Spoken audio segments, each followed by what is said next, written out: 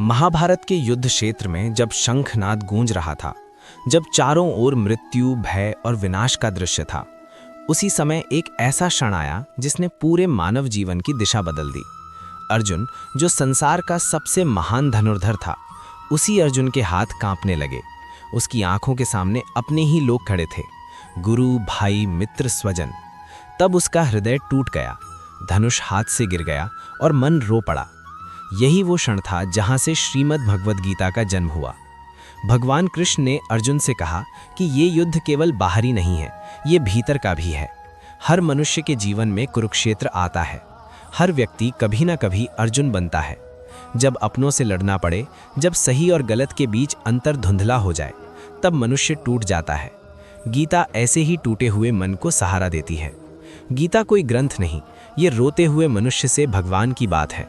ये उस इंसान के लिए है जो अकेले में रोता है, जो सवाल करता है, जो कहता है कि मैं सही हूं या गलत। कृष्ण अर्जुन को डांटते नहीं, वे उसे समझाते हैं। वे कहते हैं कि तुम्हारा दुख अज्ञान से पैदा हुआ है।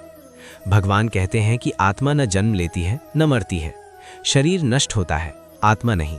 ये बात सुनने में साधारण लगती है, लेकिन जब ये हृदय में उतरती है तो मृत्यु का भय समाप्त होने लगता है। गीता मनुष्य को सिखाती है कि कर्म से भागना पाप नहीं, लेकिन कर्म से डरना अज्ञान है।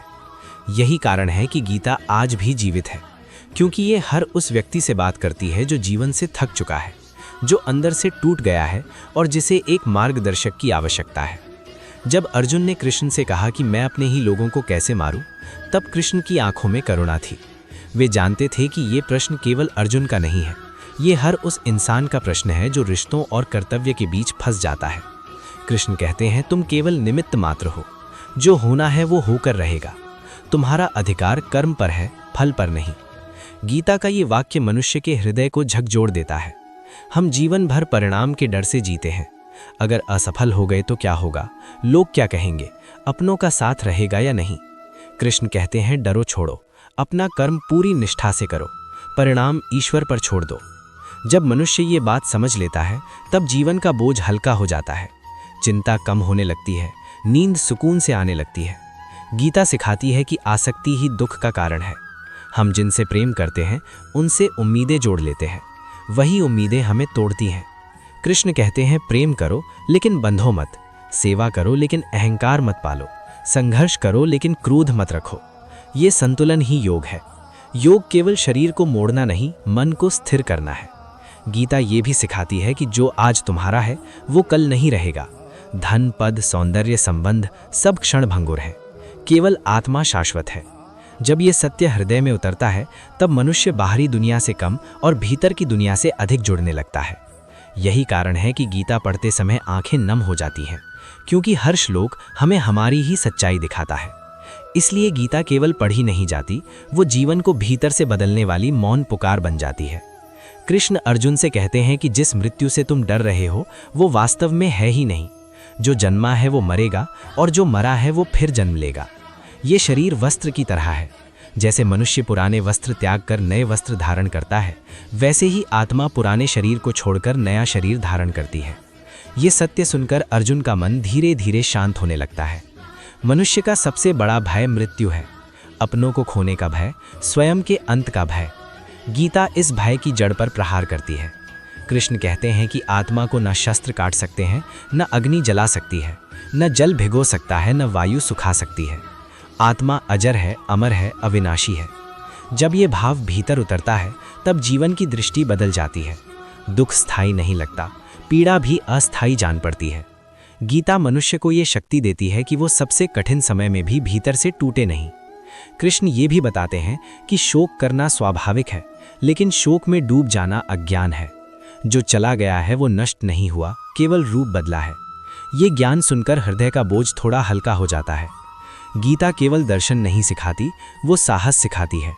वो कहती है कि सत्य को जानने वाला व्यक्ति किसी भी परिस्थिति में विचलित नहीं होता। सुख आए तो अहंकार नहीं, दुख आए तो निराशा नहीं। यही आत्मज्ञान मनुष्य को भीतर से मजबूत बनाता है।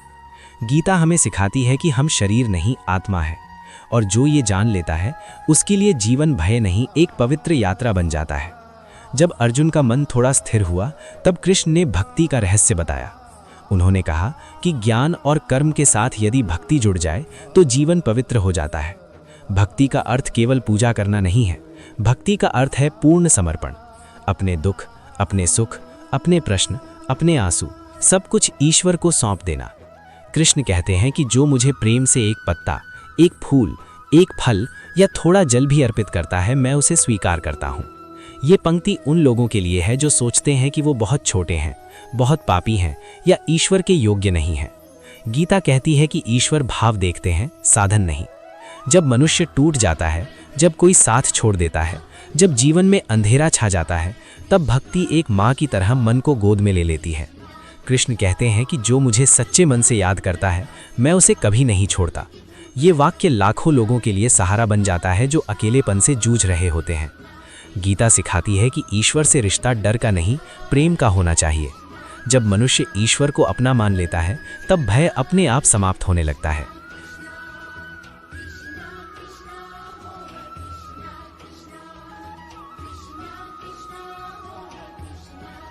कृष्ण ये भी कहते हैं कि जो मुझे सबका स्वामी मानकर शांत भाव से जीता है, वही सच्चा सुख पाता है। भक्ति मन को नरम बनाती है, अहंकार को गलाती है और हृदय को शुद्ध करती है। यही कारण है कि गीता केवल बुद्धि को नहीं, आत्मा को छूती है। वे टूटे हुए मन को जोड़ने की दिव्य कला सिखाती है।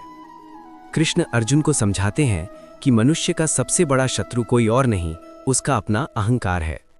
जब मनुष्य ये मान लेता है कि मैं ही सब कुछ हूं, तभी उसका पतन शुरू होता है।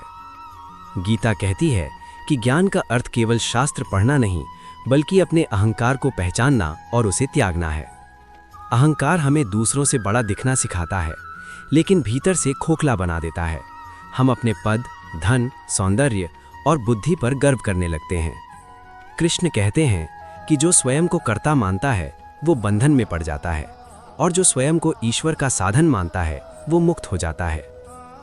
गीता सिखाती है कि सच्चा ज्ञानी वही है जो विनम्र होता है, जो प्रशंसा में फूलता नहीं और निंदा में टूटता नहीं। ऐसा व्यक्ति हर परिस्थिति में संतुलित रहता है। उसके लिए सम्मान और अपमान समान होते हैं। कृष्ण कहते हैं कि ज्ञान का प्रकाश तभी प्रकट होता है जब अज्ञान का अंधकार हटता है, और अज्ञान का सबसे घना रूप अहंकार ही है।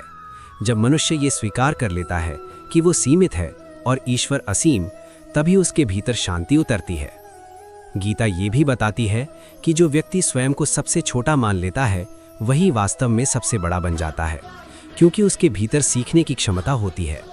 अहंकार सीखने के द्वार बंद कर देता है, जबकि विनम्रता उन्हें खोल देती है। यही कारण है कि कृष्ण अर्जुन को बार बार स्मरण कराते हैं कि तुम केवल योद्धा नहीं, एक साधक भी हो। युद्ध भारी है, लेकिन असली विजय भीतर की है। जब अहंकार हार जाता है, तभी आत्मा जीतती है। कृष्ण अर्जुन को बताते हैं कि मन ही बंधन का कारण है और मन ही मुक्ति का द्वार है। अस्थिर मन दुख पैदा करता है, जबकि संयमित मन शांति देता है।